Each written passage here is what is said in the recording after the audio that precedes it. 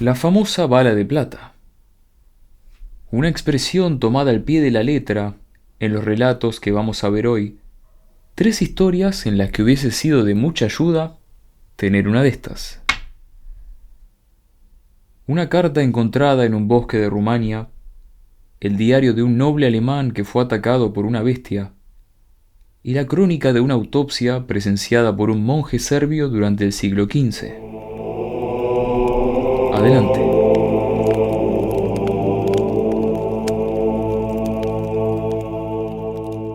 La primera historia nos llega por medio de un testimonio escrito en 1878 por un tal Nathaniel Calderwood en una carta a su esposa.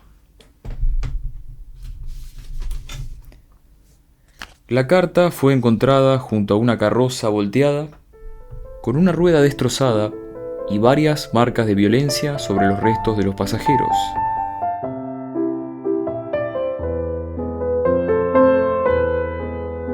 Nathaniel Calderwood era un rico hombre de negocios de la industria del carbón que prefería realizar sus viajes en persona antes que enviar a un asociado. En esta ocasión se encontraba en Rumania, viajando en carroza por un bosque cubierto de nieve durante una noche de luna llena. Pero prosigamos este relato por la palabra de su testigo. Querida mía, el viaje en barco fue terrible, cruzar Hungría todavía más. No hay camino en esa tierra de bárbaros que esté a salvo de los ladrones. Sumado a eso, mi chofer ahí fue de esas personas que si ven a alguien decapitado junto al camino, le pregunta si se encuentra bien y termina robándole todo lo que pueda tener de valor. De hecho, encontramos a un hombre en tal situación, pero mi chofer siguió de largo cuando vio que no tenía nada para sacarle. Es normal, dijo como si nada, y seguimos camino. Por suerte en Rumania tengo la compañía de mejores gentes que fuimos levantando por nuestro derrotero. Esta empresa cochera sí está acostumbrada a trabajar con personas de bien, aunque podrían educar mejor a sus choferes. El nuestro escupió a un costado del camino y dijo: vamos, hay que llegar antes de medianoche. ¿Por qué? No lo sé. Son las 11:30. En este momento estamos cruzando por un bosque marchito. Mi pregunta animó a una presente señorita Beringer a contar las más aterradoras fábulas sobre estas tierras. Al parecer, por estos lugares ronda una criatura conocida por los locales como Fiara. Según la leyenda, Fiara era la mascota de un Brashitor, un brujo, que vivía en una choza en lo profundo del bosque. Si algún niño desobedecía a sus padres, Fiara vendría a buscarlos. Fiara se oye cerca cuando está lejos y lejos cuando está cerca. La diversión entre los adolescentes consistía en encontrar la choza del brujo, que según dicen aparecía cada vez en un lugar diferente, y echar un vistazo a ver si podían encontrar a la criatura. Un grupo lo intentó y uno esperaría escuchar que jamás volvieron a ser vistos otra vez. No, volvieron, pero ya no eran iguales a como cuando se habían ido. Lo único que se sabe es que el padre de uno de ellos lo llevó a la arboleda detrás de su casa y le cortó la garganta con una hoz. La señorita Beringer dice que desde esa época nadie se atreve a cruzar ese bosque, excepto los viajeros incautos. 11:45 de la noche. El viaje está siendo de lo más entretenido, aunque lejos de ser perfecto. Rompimos una rueda y estamos varados sobre la nieve. Vamos a bajar a ver si el chofer necesita algo. Espero que este no intente robarme nada.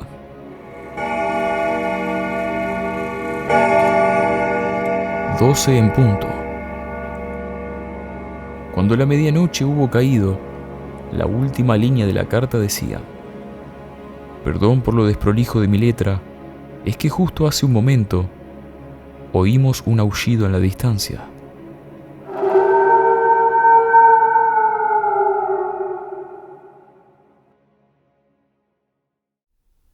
Este segundo relato aparece en el diario personal de un noble menor alemán que vivió durante los meses en que la bestia de Ansbach atacó el principado del mismo nombre. Veamos qué tiene para decir.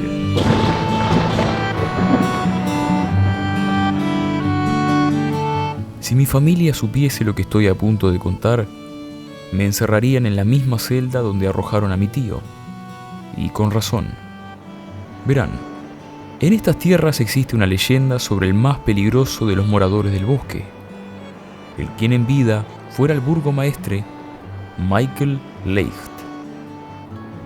Los latidos de la tiranía de Leicht serán sentidos por los días venideros, manteniendo a los vecinos de Ansbach hambrientos, violentos y estúpidos. Tierra fértil para supersticiones como la que nos atañe en este momento. Maldigo los negocios familiares que me arrastraron hasta aquí. 2 días atrás, un bandido con su rifle casi me arranca la oreja por unas pocas monedas. Maldigo a esta tierra y a sus malvivientes. Agradecidos estuvimos al cielo cuando Leicht cayó a la tumba víctima de una larga enfermedad. Así como un historiador dijo del rey Salomón, se fue sin ser llorado por nadie. Lo siguiente que supe fue que un lobo rondaba ahora la que había sido la residencia del burgomaestre, y alguien durante una misa gritó que de hecho, el lobo era el mismísimo Leicht, vuelto a la vida como una bestia a causa de sus pecados.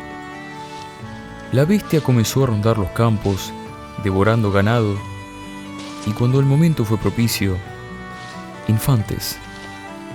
Decidieron entonces las autoridades que debía ser eliminada. La muerte de la bestia ocurrió después de una cacería organizada por los vecinos, cuando la llevaron desde el bosque hasta el pueblo, y desde el pueblo hasta el fondo de un pozo, donde saltó para protegerse. Una vez atrapado, el lobo fue asesinado y su cuerpo paseado por todo el mercado del pueblo. No contentos todavía con eso, cortaron su hocico, le pusieron una máscara y una peluca, lo vistieron con ropas de burgomaestre y fue colgado en un poste para el disfrute de los paseantes. Al tiempo fue descolgado y preservado en el museo local. Había sí un pequeño problema. La criatura atrapada no había sido la correcta. Los ataques volvieron a comenzar. Los infantes habían sido solo bocadillo y entremés para la bestia, pues el plato principal fue un pariente del nuevo burgomaestre, lo cual no hizo sino reforzar los cuentos de que Leicht había vuelto a la vida en forma diabólica. Para cuando un par de personas más fueron encontradas por partes a lo largo y ancho de los bosques de la zona, las misas comenzaron a atestarse de analfabetos vociferando historias sobre aullidos muy humanos y poco animales en la noche, ataques a viajeros y asaltos a más de un incauto. Los vientos invernales trajeron buenas noticias. Al parecer habían atrapado a una bestia, pero no lo suficientemente animal para ser considerada producto diabólico. Aquel infeliz que casi me deja tuerto de una oreja fue encontrado embebido en pieles, cargando una bolsa con pertenencias que fueron debidamente devueltas a sus dueños. Por desgracia, mi bolsa de monedas no apareció por ningún lado, así que sospecho que fue subsidio para el nuevo abrigo del burgomaestre. Tales son las costumbres aquí en Ansbach. Sin embargo, no fue el fin del bandido, no. Confesó haberse aprovechado de la situación, pero aseguraba haber visto a la bestia y juró que traería el cuerpo para ser puesto en el museo. Esta vez, sin errores. No pensé más en tales aberraciones al intelecto y me enfrasqué en un pronto viaje de cacería con el único pariente que pude encontrar por aquí. Los pasos del caballo amortiguados por la nieve, no sería difícil encontrar alguna que otra presa para la cena, excepto por el hecho de que al final el bosque parecía estar vacío. Habíamos estado paseando por largo rato cuando mi pariente me llamó la atención sobre algo: el silencio. Los pájaros no cantaban, las alimañas no musitaban, ni silbaban ni ceceaban. Una rama cayó por el peso de la nieve y reconozco, apreté mi mosquete más de lo debido. Quizá este no era nuestro día, así que bajamos por una colina para que los caballos bebieran en el río. Algún alce tendría la sed suficiente como para convertirse en nuestra cena 1 o 2 proyectiles después. ¡Eureka!, pensé al oír pisadas en la nieve. Cargué mi arma, apunté y comencé a temblar. Al otro lado del río, algo con la cabeza de un perro y el cuerpo de un mono bebía agua llevándosela al hocico con las manos. Esa cosa desafiaba cualquier concepto sobre zoología y anatomía que hubiese aprendido. No hizo falta el sobresalto de ninguna rama quebrándose para apretar más de lo debido el gatillo. Fallé. La cosa levantó la vista, poniendo todo su peso sobre las patas traseras. Mi pariente se vio arrastrado por su caballo y el mío, que salieron despavoridos colina arriba. Para cuando miré, la bestia había saltado el río. Acepté el hecho de que en ese momento y lugar mi vida llegaba a su fin. Había vivido bien, aunque hubiese preferido morir en tierras más amigables. Cuando de repente, otro disparo resonó entre los árboles. La bestia huyó con una pata destrozada. La figura con rifle en mano era familiar. Todavía me debía las monedas que me había robado semanas atrás, pero esa deuda estaba saldada. Maldigo los negocios familiares que me arrastraron hasta aquí.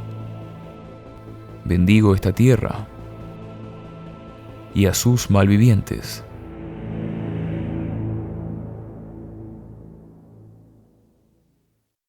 Nuestro último destino en este viaje es Serbia, donde el padre Andrei Botezatu fue presentado con un espécimen de lo más insólito. Y así dicen que ocurrió.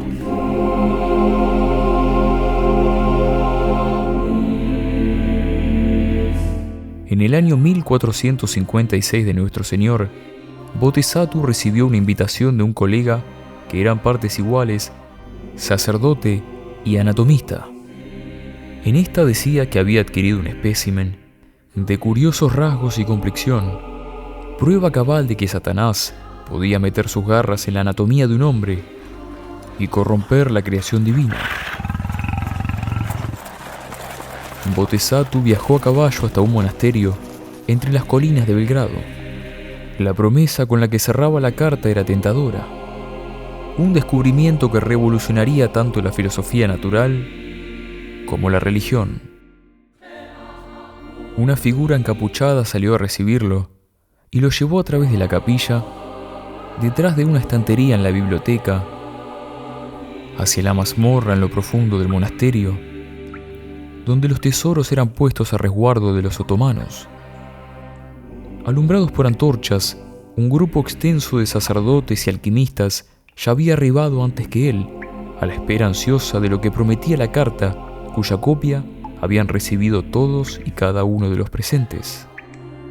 En aquella mazmorra todos fueron testigos de la revelación, cuando el sacerdote que había enviado la carta descubrió una jaula, dentro de la cual yacía un engendro diabólico, tan lobo como era hombre, y tan hombre como era lobo. Según la información que nos llega, la bestia había venido en un barco turco con la intención de ser utilizada para fines militares. Los hombres del sultán Mehmed consideraban que esta cosa valía por 10 hombres en el campo de batalla, 20 si se la dejaba hambrienta. Sin embargo, probó ser imposible de controlar, por lo que nunca se usó y terminó librándose del cautiverio. Se internó en los bosques de la región y, aprovechando lo rutinario de los ataques de lobo común, despedazó a mansalva niños, mujeres y viajantes solitarios. Un grupo de cazadores siguió el rastro de sangre hacia una cueva y logró administrarle una cantidad de veneno suficiente para matar a 5 hombres, pero que solo la puso a dormir durante unas horas. Botezatu fue testigo de la ejecución de la bestia. Su disección, que mostraba rasgos anatómicos tanto humanos como caninos, y posterior conservación mediante el arte del embalsamamiento. Por desgracia, la bestia fue destruida en un incendio durante el asedio de Belgrado y ningún otro espécimen ha sido recuperado hasta la fecha.